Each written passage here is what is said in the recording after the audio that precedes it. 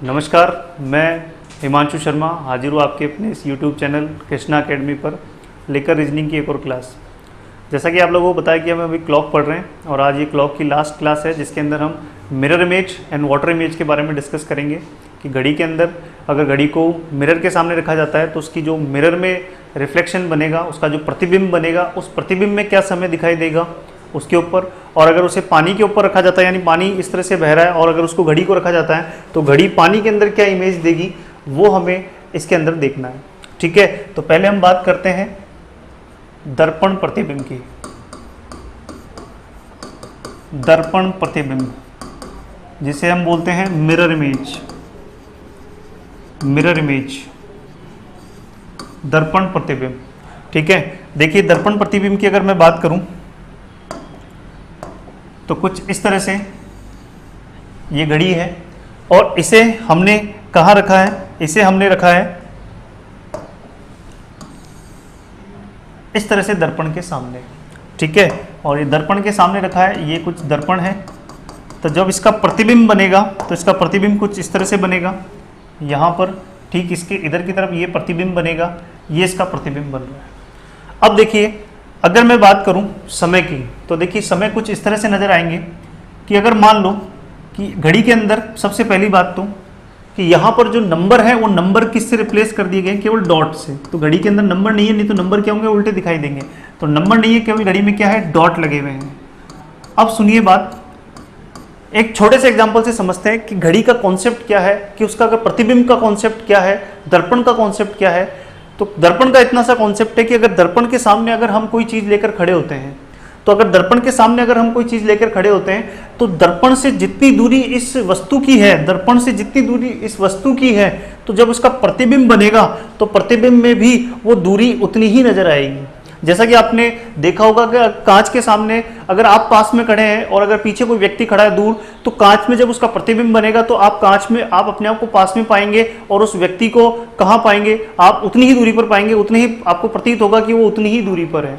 ठीक है, तो यहाँ पर घड़ी का भी यही कॉन्सेप्ट है कि अगर घड़ी के अंदर जैसे मान लीजिए 3 बजे का समय है, 3 बजे का समय दिया है, तो अगर ये 3 बजे का समय है, ये कुछ इस तरह से दे रखा है 3 बजे का समय, ये 3 बजे का समय अगर आपको दे रखा है, तो अब इसका जब प्रतिबिंब बनेगा तो आप देख सकते हैं ये है आपका मिनट हैंड और ये है आपका आर हैंड।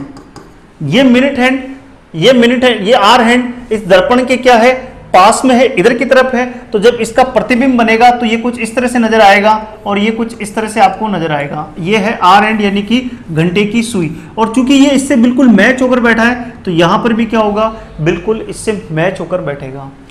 मिनट हैंड की बात करें तो मिनट हैंड देखिए यहां से इतनी दूरी पर है तो यहां पर भी इतनी ही दूरी पर नजर आएगा और इतनी ही दूरी पर और उसी दिशा में नजर आएगा, ये इस तरह से नजर आएगा।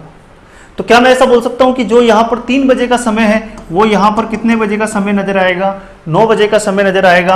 आप इसे देख सकते हैं कि अगर मैं घड़ी को ये देखिए तो आप देख सकते हैं कि यहां 3 बजे का समय है तो यहां कितने बजे का समय नजर आ रहा है, 9 बजे का समय नजर आ रहा है। क्लियर है बात, यहाँ कितने बजे का समय नजर आ रहा है, 9 बजे का। अब बात क्या है, कॉन्सेप्ट ये है कि घड़ी पूरे कितने घंटे की होती है, घड़ी होती है 12 घंटे की, घड़ी होती है 12 घंटे की। और आपने यहाँ देखा यहाँ कितने बजे का समय था, 3 बजे का समय था। तो अगर यहाँ पर 3 बजे का समय था तो यहाँ कितना बजे का समय नजर आ रहा है, यहाँ समय नजर आ रहा है 9 बजे का। यानी घड़ी अगर पूरे 12 घंटे की है, घड़ी अगर पूरे 12 घंटे की है, घड़ी अगर 12 घंटे की है और यहां अगर 3 बजे का समय है तो 12 माइनस 3 कितना बचा, 9 घंटे, वही 9 बजे आपको यहां नजर आ रहा है। हाँ या ना, क्लियर है बात। तो इसका कॉन्सेप्ट ये है मिरर टाइम का। तो आपको इतनी सी बात ध्यान रखनी है, आपको ध्यान क्या रखना है कि एम टी है दर्पण का समय, मिरर टाइम दर्पण का समय। ठीक है, दर्पण में दिखने वाला समय इज इक्वल टू 12 घंटे, 12 घंटे। अब 12 घंटे को ही आप और क्या लिख सकते हो, 12 घंटे को ही आप लिख सकते हो 1160। क्यों जी, क्योंकि 1 घंटा उधार दोगे तो मिनट में कितने बनेंगे, 60। तो या तो 12 घंटे या 1160 और माइनस जैसी जरूरत होगी 12 घंटे या 1160 माइनस 80। 80 क्या है, एक्चुअल टाइम यानी कि वास्तविक समय। 80 का मतलब है वास्तविक समय, वास्तविक समय। तो mirror time is equal to कितना हो गया, 12 घंटे या 11:60 माइनस एक्चुअल टाइम। ठीक है जी।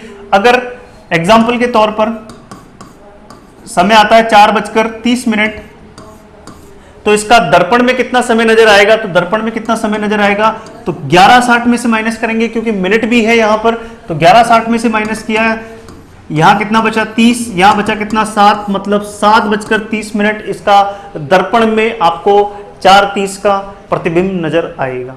क्लियर है दोस्तों।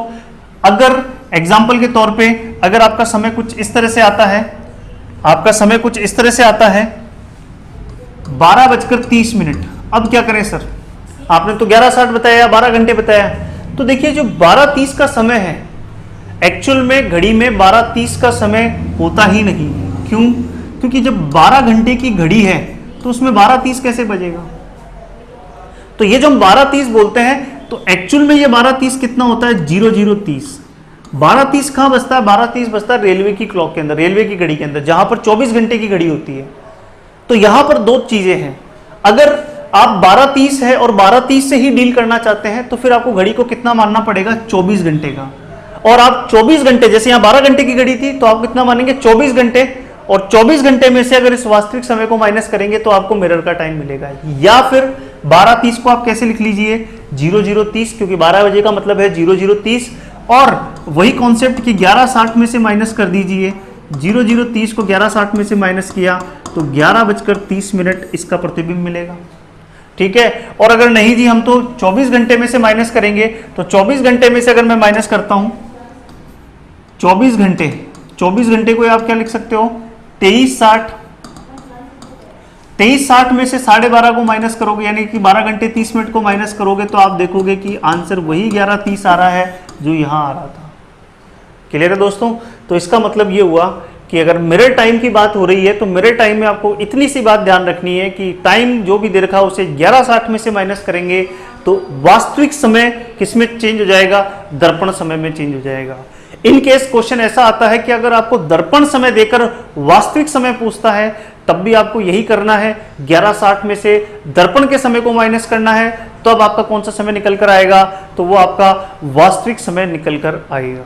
तो ये था दर्पण प्रतिबिंब के बारे में। तो दर्पण प्रतिबिंब में इतनी सी बात आपको ध्यान रखनी है, 11:60 माइनस समय, तो आपको दूसरा समय जो भी पूछा है वो आपका आंसर हो जाएगा। कई बार क्वेश्चन कुछ इस तरह से भी आ जाता है, कि 7:40 और 40 सेकंड इसका दर्पण प्रतिबिंब में समय, दर्पण में कितना समय नजर आएगा। अगर इसको दर्पण में देखा जाए तो दर्पण में कितना समय नजर आएगा। कॉन्सेप्ट इतना सा है कि 11:60 में से माइनस करना होता है, पर यहां पर आज सेकंड भी आ गए हैं, तो सेकंड आ गए हैं तो आप देखिए आप क्या करेंगे, 11:60 और 00 सेकंड है, अब हमें सेकंड को भी माइनस करना है, तो क्या करते हैं, 1 मिनट को हम इधर उधर रिप्लेस करते हैं, 1 मिनट को उधार देते हैं, तो यहां 11 मिनट 59 सेकंड और यहां पर 00 का मतलब कितना आ जाएगा, 60 सेकंड। ठीक है जी।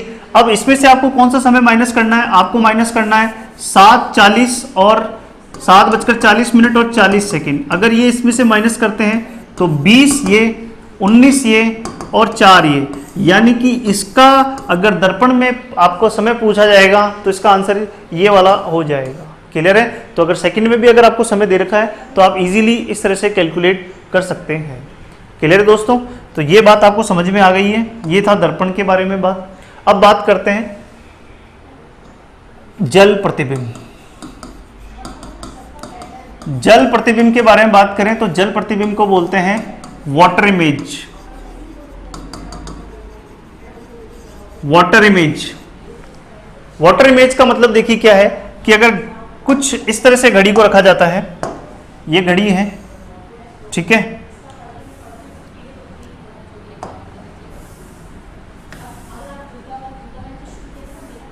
ये घड़ी है, ठीक है, और यहां पर इस तरह से ये पानी बह रहा है, ठीक है, और इसका हमें क्या करना है, प्रतिबिंब देखना है। तो प्रतिबिंब कुछ इस तरह से नजर आएगा। जल प्रतिबिंब का मतलब है वाटर इमेज। तो वाटर इमेज के अंदर देखिए किस तरह से बनेगा। वाटर इमेज के अंदर मान लीजिए ये क्लॉक है, ये घड़ी बनाई है, ठीक है, ये घड़ी है, और ये कुछ इस तरह से ये पानी बह रहा है, इस तरह से, ठीक है, ये पानी बह रहा है। तो इसका जब प्रतिबिंब नजर आएगा तो इसका प्रतिबिंब कुछ इस तरह से नजर आएगा, यहां पर कुछ इस तरह से इसका प्रतिबिंब नजर आएगा, ये इसका प्रतिबिंब है, ठीक है, ये इसका प्रतिबिंब आपको इस तरह से पानी में नजर आएगा। अब सवाल यही है कि आपको करना क्या है, आपको करना क्या है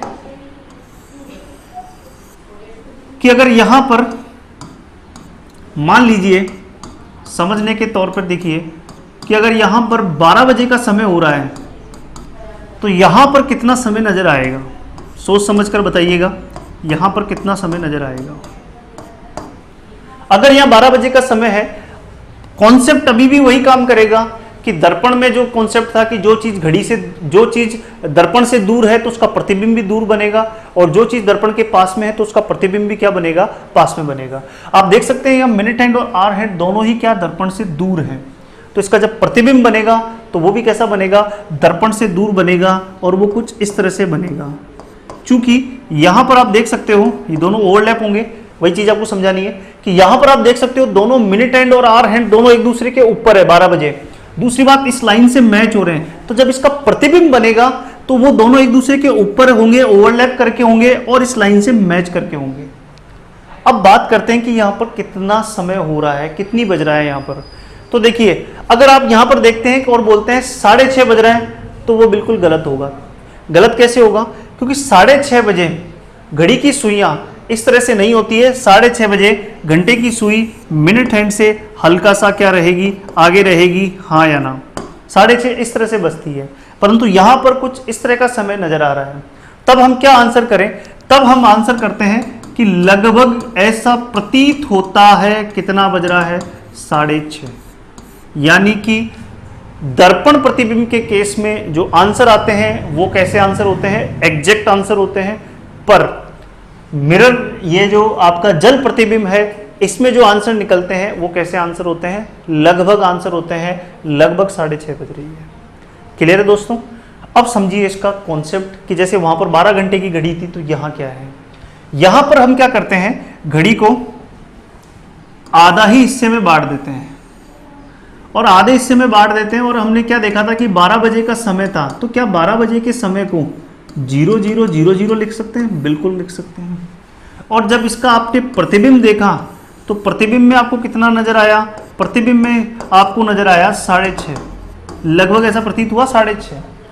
यानी कि आधा हिस्सा 00 से लेकर 6:30 तक का सफर तय करता है।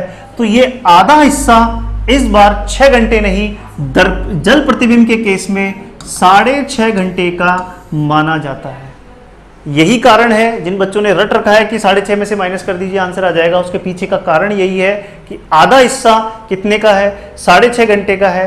तो अब कॉन्सेप्ट उतना सही काम करेगा जैसे वहां कर रहा था कि घड़ी कितने की है, टोटल 12 घंटे की, उसमें से वास्तविक समय को माइनस करिए तो आपको मिरर टाइम मिलेगा। तो यहां पर WT का मतलब है वाटर टाइम, यानी कि जल का समय, जल का प्रतिबिंब का समय। और ये कैसे निकलेगा, 6.5 माइनस 80 का मतलब क्या है, पहले लिखवा दिया था, एक्चुअल टाइम, वास्तविक समय। ठीक है, यानी कि अब बात करते हैं, एक एग्जाम्पल से समझाता हूं इस बात को। ठीक है, एग्जाम्पल से समझिए, अभी ये बात कंप्लीट नहीं हुई है। अब सुनिए बात कि अगर ये अगर घड़ी है और अगर आपको समय दे रखा है 1:20, और इसका अगर मैं, सलीम सर, सलीम,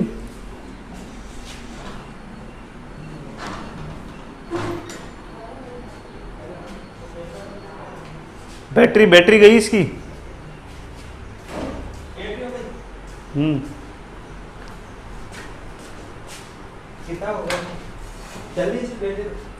इसमें भी एक कट है इसके अंदर ना, तो ये यहां तक।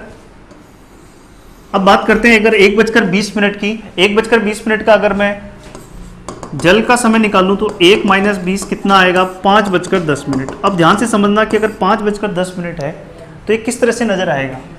ये 1:20, 1:20 को अगर आप बनाएं तो मिनट की सुई कहाँ नजर आएगी, इस 4 नंबर के साथ मैच होकर नजर आएगी। ये मिनट की सुई है। और घंटे की सुई की बात करें तो घंटे की सुई कहाँ नजर आएगी, तो घंटे की सुई इस तरह से, देखिए 1:30 बजेगा तो 1 और 2 के बिल्कुल बीच में होगी, पर 20 मिनट हुए हैं तो आधे से हल्का सा क्या होगी, ऊपर होगी। इस तरह से नजर आएगा आपको आर हैंड यानी घंटे की सुई। अब जब इसके प्रतिबिंब की बात करें तो पहले प्रतिबिंब के अंदर मैं बात करता हूं मिनट हैंड की। तो मिनट हैंड किस तरह से बनेगा, तो आप देख सकते हैं कि मिनट हैंड दर्पण के पास में है, तो अगर यहां पर दर्पण के पास में है तो देखिए मिनट हैंड किस तरह से बनेगा, ये देखिए। तो मिनट हैंड किस तरह से बनेगा, ये इस 4 नंबर के साथ मैच होकर बैठा है, यानी कि नीचे से तीसरे नंबर पर है, तो यहां पर ऊपर से यहां पर क्या होगा, पहला दूसरा तीसरा, मतलब मिनट हैंड यहां पर नजर आएगा इस नंबर के साथ मैच होकर, हाँ या ना। और बात करूं आर हैंड की, घंटे की सुई की, तो घंटे की सुई देखिए कहां है, 1 और 2 के बीच में है और इस पहले वाले के पास में है। चूंकि दर्पण से दूर है तो यहां पर भी क्या होगा, दर्पण से दूर नजर आएगा। तो दर्पण से दूर नजर आएगा तो यहां पर इस नंबर से इसके हल्का सा पास में यहां पर, और दर्पण से दूर मतलब ऊपर की तरफ था तो यहां इधर दर्पण से दूर, और इस नंबर के पास में तो इस नंबर के पास में नजर आएगा। अब अगर किसी से पूछा जाए कि यहाँ समय कितना है, देखिए ये जो चीज मैं समझा रहा हूं ये आपको रटना नहीं पड़े, इसलिए इतनी सारी चीजें मैं आपको समझा रहा हूं। अगर आपसे ये समय पूछा जाए कि समय कितना है तो क्या समय बताओगे। अगर आप समय बताओगे 5:10 तो भी फंस जाओगे, क्योंकि 5:10 पर घंटे की सुई 5 के नहीं, इस ये जो नंबर है 5:10 अगर आप बताते हो तो आप ये फंस जाओगे कि 4 से 5, तो 5 से ऊपर है सुई। और अगर आप 4:10 बताते हो तो भी फंस जाओगे, क्योंकि 4:10 के अंदर घंटे की सुई यहां पर इतना 5 के पास नहीं होगी, वो तो होगी 4 के पास में। इसका मतलब ना तो 4:10 पूरी तरह से सही है, ना 5:10 पूरी तरह से सही है।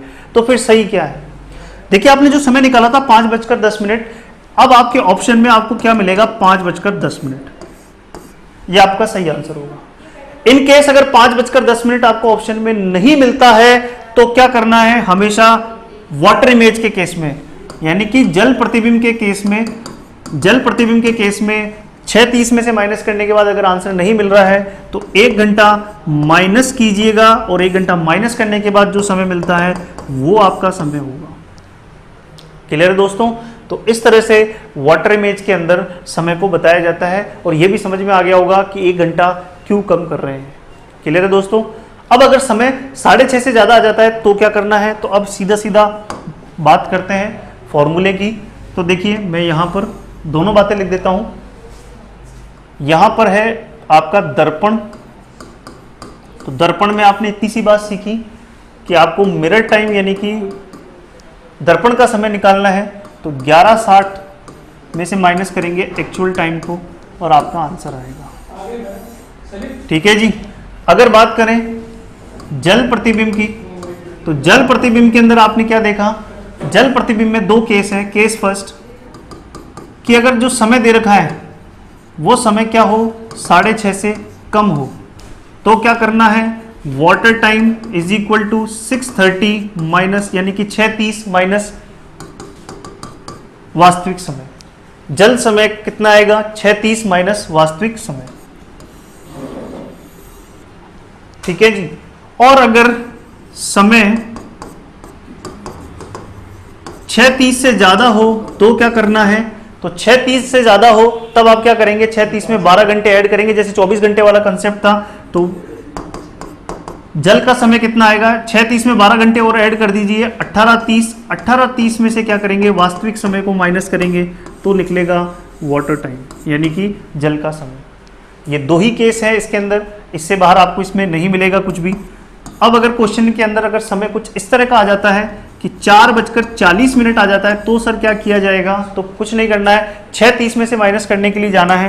पर 6:30 में से जब आप माइनस करने के लिए जाते हो तो आप क्या देखते हो कि 30 छोटा है, तो 30 छोटा है तो 1 घंटा उधार दे दीजिए, तो ये कितने में कन्वर्ट हो जाएगा, 5 और जब 60 मिनट मिलेंगे तो 30 मिनट जुड़ने से कितना हो जाएगा 5:90 और इसमें से 4:40 को माइनस कर दीजिए, ये कितना आएगा 1:50 या तो ऑप्शन में 1:50 मिलेगा, नहीं मिलता है तो 1 घंटा कम कर दीजिए। 1 घंटा कम करने का मतलब कितना हो जाएगा 0050 और 0050 को हम क्या बोलते हैं 1250, यानी कि 1250 या फिर आपका आंसर होगा।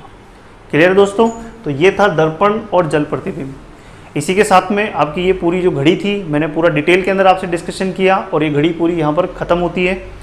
दोस्तों अगर ये आपको वीडियोस पसंद आए हैं तो आप इसे ज़्यादा से ज़्यादा शेयर कीजिए अपने दोस्तों के बीच में, ठीक है। नेक्स्ट चैप्टर अब हम शुरू करेंगे क्यूब, जिसके अंदर हम घन की कटाई करना और उसके अंदर उसके छोटे छोटे पीस जितने बनते हैं उनकी गणना करना हम सीखेंगे, ठीक है दोस्तों। मिलते हैं रीजनिंग की एक और क्लास में, तब तक के लिए थैंक यू।